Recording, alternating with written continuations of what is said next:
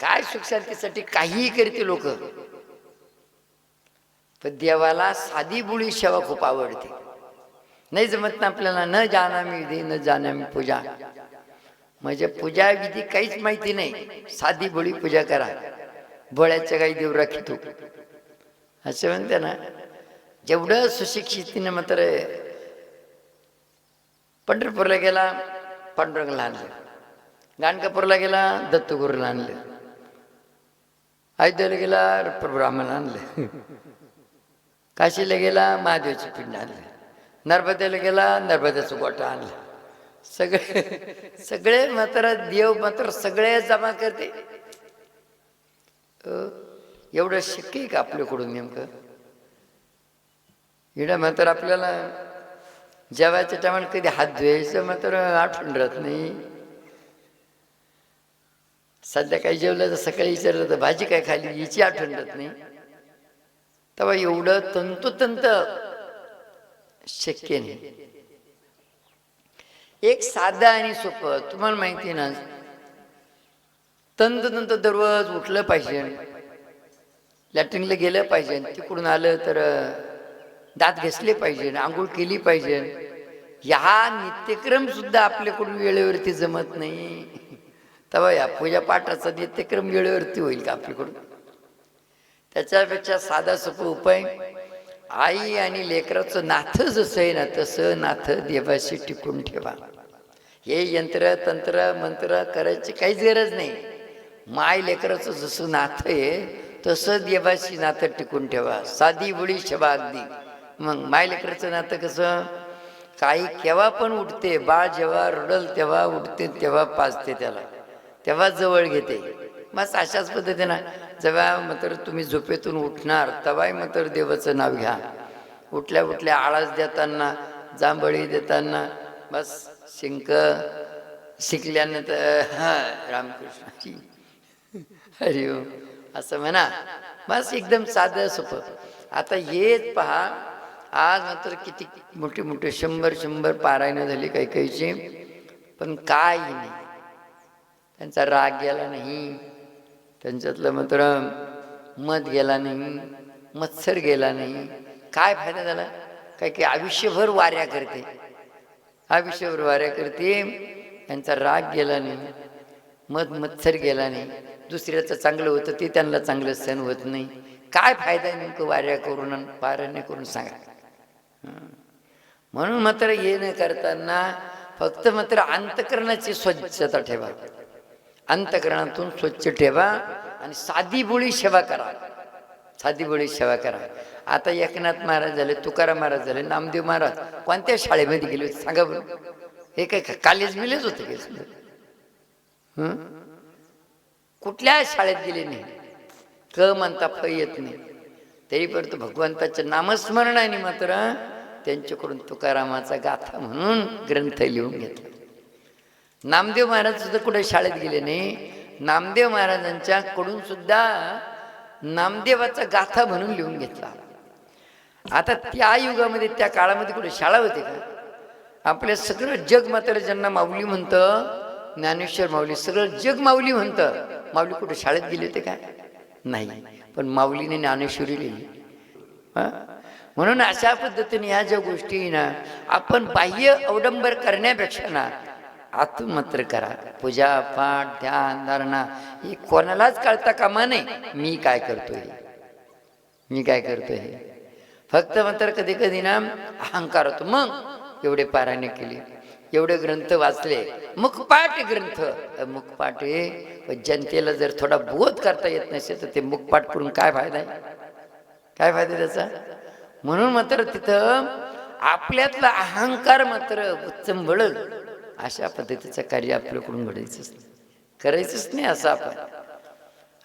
जिथं मात्र तुमच्यात अहंकार आला ना केलेल्या कार्याला मात्र शून्यत्व प्राप्त होतं, त्याचा नाश होतो त्या कार्याचा. फक्त अहंकार शिल्लक राहतो आणि अहंकाराने मात्र तुम्ही तिथपर्यंत पोचू शकत नाही, देवापर्यंत पोचू शकत नाही. नम्र झाला होता त्याने कोंडिले अनंता. हे मात्र काही काही गोष्टी तुम्ही आता कधी कधी पाहत असाल. महाराजांच्या सानिध्यामध्ये जर गेलो ना, मी चिडीचूप बसतो, बिल्ली मांजरी बांधली. कुत्र आपल्याच गल्लीत भुकत असतं, दुसरीकडे मात्र छपोट खाली टाकीत ते.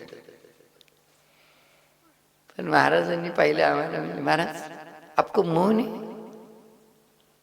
त्यांना असं वाटतं लई गरीब आहे बस मिश्र, लई गरीब म्हणजे बोलायच्या बाबतीत बरं का. बोलतच नाही आम्ही, शेवटी तेच बोलायला होते, पण ती बोलायला लावले तर फक्त मोजकच. त्यांनी विचारलं तेच सांगायचं. मोह नाही, शेवटीकडेच जातात. हा, कुठे कार्यक्रम चालू, काही कुठे अनुष्ठान चालू, जिथं अनुष्ठान चालू ते सांग बस. की बाकी उचापती करायचंच नाही. ज्ञान आहे आपल्याला, पण मात्र कोणात काय ते घ्यायचं, आपण आपलं दाखवायचं नाही. कोणात काय ते घ्यायचं. सतत असं वाटतं कोणाचं तरी शिष्य म्हणून, दास म्हणून, कायमस्वरूपी दास म्हणून राहावं, गुरु म्हणून नाही, दास म्हणून राहावं असं वाटतं. याला म्हणते मोठेपण. लोक आपल्याला लहान म्हणून पण ते महान असतात. ज्यांना मोठे लोक म्हणतात ते खरोखर खोटे असतात. जेवढे मोठे मग ते कोणी असत, दिसायला चांगले असले म्हणून खरोखर अंतःकरणातून चांगले असतीलच असं नाही.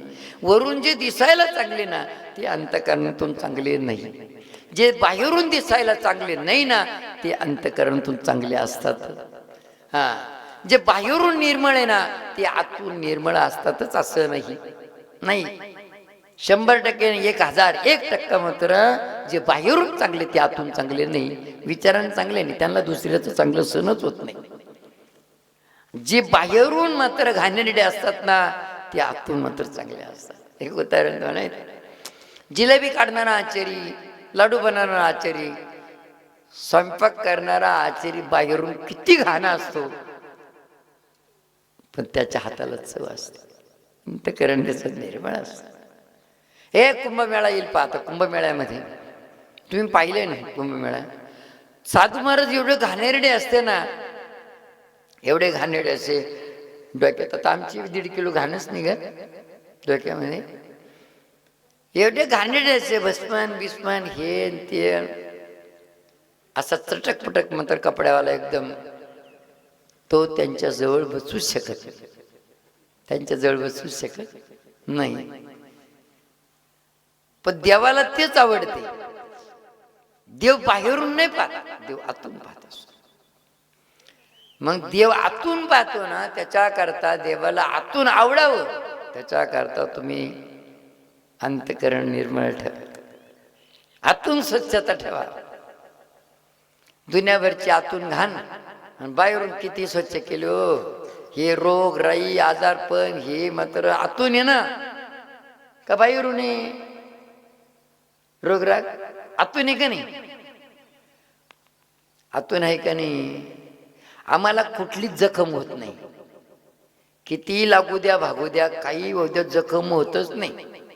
जखम होत नाही, कधी मात्र पोट दुखत नाही, कधी डोकं दुखत नाही. दुखलं तरी मात्र आम्ही दवा गोळी घेत नाही, काही नाही. त्याला सांगतो तुला जवळ राहायचं तवर राय, हे तुझंच घर आहे. इंजेक्शन नाही मिळणार आणि गोळी नाही मिळणार, आणि उपाय नाही मिळणार, इकडं काहीच नाही. हे तुझंच तुला जवळ कटाळा येत नाही तवर राय, काय मौज मजा करायची. पण आपण लाड पुरीत नाही. आजारी माणूस झाला मग आजारी माणसात तुला काय आवडतं, काय खाऊशी होतं, भजे गुलगुले. तुम्ही असं जर लाड केले हो ते कालच आहे. इथं मात्र काहीच नाही सांगायचं. त्याच्यामुळे ते बिचारं राहतं.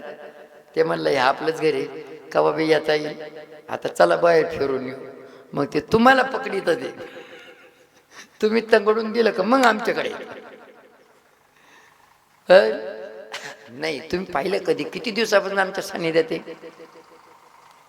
किती दिवसापासून? जे आमच्या सानिध्यामध्ये जेवढ्या दिवसापासून त्यांनी पाहिलं कधी आम्ही गोदाड्या घेऊन पडलो असं? आणि कॅपॅसिटी तर मात्र एवढी आमची बरोबरी कोणीच करू शकणार नाही, चालायची बोलायची बैठकीची. म्हणून मात्र याच्या करता काय केलं पाहिजे ना, अंतःकरणाची स्वच्छता ठेवा. बस वरणीच होणार. अंतःकरणाची स्वच्छता ठेवली ना, बाहेरून मात्र साबण लावून आंघोळ